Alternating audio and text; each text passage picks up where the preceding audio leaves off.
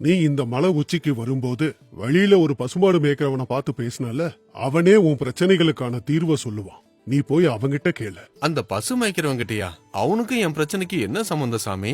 அவ ஆளை பார்த்தா எந்த படிப்பறிவுமே இல்லாத மாதிரி இருக்கான். அவனுக்கு படிப்பறிவு இருக்கா இல்லையாங்கறத பத்திலாம் நீ கவலைப்படாத. உன்னோட பிரச்சனைகளுக்கான விட அவங்கிட்ட தான் கிடைக்கும்.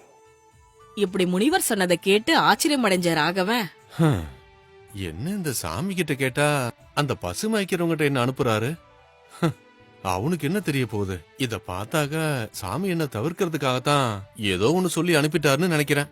சரி, அவர் சொன்னது உண்மையா இல்லையான்னு தெரிஞ்சுக்கணும்னா நேரா அந்த ராமு கிட்ட போவோம்.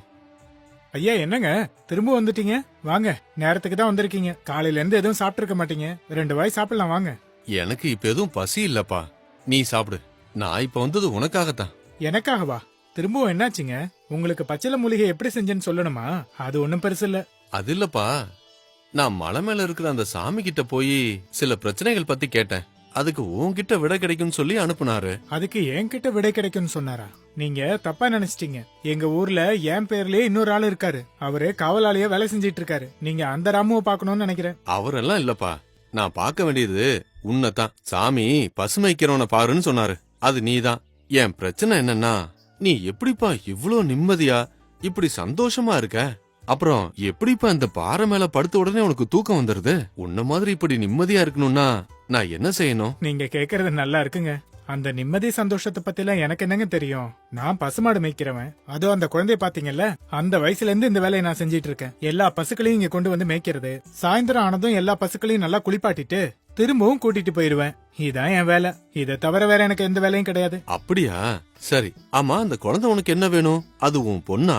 இல்ல, அவ என்ன அண்ணான்னு கூப்பிடுவா. உண்மையிலேயே அந்த பொண்ணுக்கு எனக்கு எந்த சம்பந்தமும் இல்ல. நான் சின்ன வயசா இருக்கும்போதே பசுவெல்லாம் மேய்ச்சிட்டு வந்துட்டு இருக்கப்ப இந்த பொண்ணோட அப்பா அம்மாவ, ஏய், மரியாதையா உங்ககிட்ட இருக்கிறதெல்லாம் எங்க கிட்ட கொடுத்துருக்க. கையில இருக்கிற காசு பணம் தங்க எல்லாத்தையும் வெளியெடுங்க. அப்படி இல்ல உங்க உயிர் உங்க உடம்புல இருக்காது.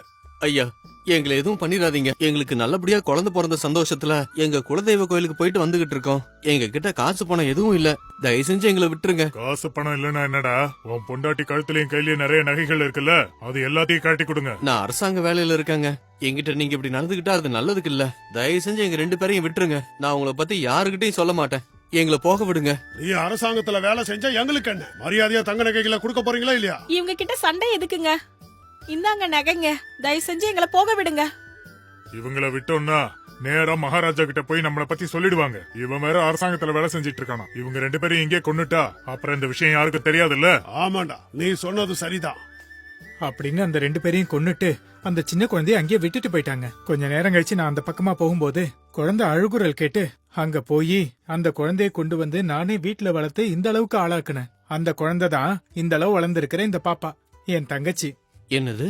அந்த சின்ன வயசுல இருந்து அந்த குழந்தைய வளர்த்து இந்த அளவுக்கு ஆளாக்கி இருக்கியா? அப்போ உன்னோட வயசும் சின்ன வயசு தானப்பா? ஆமாங்க, அப்ப எனக்கு 10 வயசு தான். அப்புறம் எப்படி அந்த சின்ன வயசுல இந்த பாப்பாவை எடுத்து இப்படி வளர்த்திருக்கன்னா உங்க அம்மா வளர்த்தாங்களா? இல்லங்க, எனக்கு 8 வயசா இருக்கும்போதே என்னுடைய அப்பா அம்மா இறந்து போயிட்டாங்க. அப்போதுல இருந்து இந்த பசுமாடுங்களை பாத்துக்கிற வேலை தான் பண்ணிட்டு இருக்கேன். அதுல வர்ற காசுல தான் இந்த குழந்தைய நான் இந்த அளவுக்கு வளர்த்தேன். ஆஹா, உனக்கு எவ்வளவு பெரிய உயர்ந்த மனசு தம்பி. எந்த ஒரு பிரதிபலனும் எதிர்பார்க்காம உன் சின்ன வயசுலயே அப்பா அம்மா இல்லாத குழந்தைய எடுத்து வளர்த்து ஆளாக்கி இருக்கன்னா சாதாரண விஷயம் இல்ல. அப்படிலாம் இல்லங்க, அந்த நேரத்துல அந்த குழந்தைய பார்த்ததும் என் மனசே ஒரு மாதிரி ஆயிடுச்சு. அவங்க அப்பா அம்மாவுக்கு அப்படி நடந்த விஷயம் எல்லாம் அந்த பாப்பாவுக்கு இது வரைக்கும் தெரியாது. நான் அவ சொந்த அண்ணன்னு நினைச்சிட்டு இருக்கா. இப்படியே அவளை இன்னும் நல்லா வளர்த்து யாருக்காவது கல்யாணம் பண்ணி வச்சிட்டேன்னா என் கடமை முடிஞ்சிரும். இப்ப என்னோட பிரச்சனைக்கான சரியான விடை கிடைச்சிருச்சு. இதுக்கு தான் அந்த சாமி உன்னை சந்திக்க சொன்னாரு போல. உங்க பிரச்சனைக்கு விடை கிடைச்சிருச்சா? அதுவும் நான் உங்களுக்கு அந்த விடைய சொன்னனா? எனக்கு ஒண்ணும் நீங்க சொல்றது புரியலங்க. ஆமாப்பா, நீதான் எனக்கு விடை கொடுத்த. நல்ல மனசோட நீ எந்த ஒரு எதிர்பலனையும் எதிர்பார்க்காம நீ மத்தவங்களுக்கு உதவி செஞ்சுகிட்டு இருக்க. எனக்கு காலையில அடிபட்டு இருந்தப்ப எனக்கு நீ வைத்தியம் செஞ்ச.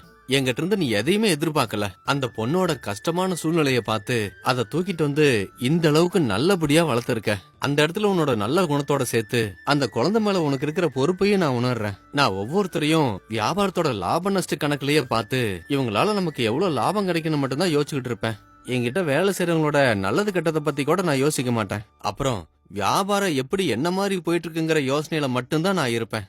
இதுக்கப்புறம் நான் அப்படி பண்ண மாட்டேன். லாபம் கம்மியா கிடைச்சாலும் பரவாயில்ல, என்கிட்ட வேலை பாக்குறவங்கள என் குடும்பத்துல ஒருத்தரா இன்னில இருந்து நான் பார்க்க போறேன். இத பாருப்பா, நீ எதுவும் தப்பா நினைச்சுக்கலன்னா எனக்கு குழந்தைங்க இல்லப்பா.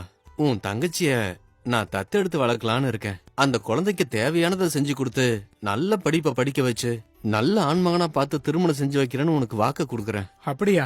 ரொம்ப நல்ல விஷயங்க. உங்களை மாதிரி ஆளுங்க தயவுல என் தங்கச்சி இன்னும் ரொம்ப நல்லா வளருவா. உங்க கூட என் தங்கச்சி அனுப்புறதுல எனக்கு எந்த ஆட்சேபனையும் இல்ல. கூட்டிட்டு போங்கய்யா. நீயும் என் கூடயே வந்துருப்பா.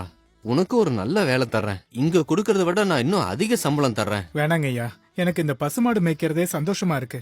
அப்பப்ப என் தங்கச்சியை பட்டணத்துக்கு வந்து பாத்துட்டு போறேன். இப்படி ராகவன் அந்த குழந்தைய கூட்டிட்டு வந்து வளர்க்கறாரு. அவரோட 4 நாள் பயணத்துல மாடு மேய்க்கிறவர் மூலமா கிடைச்ச ஞானத்துல அவர்கிட்ட வேலை பாக்குற வேலைக்காரங்களை நல்லபடியா பாத்துக்கிட்டு அன்னையில இருந்து நல்லா நிம்மதியா தூங்குறாரு.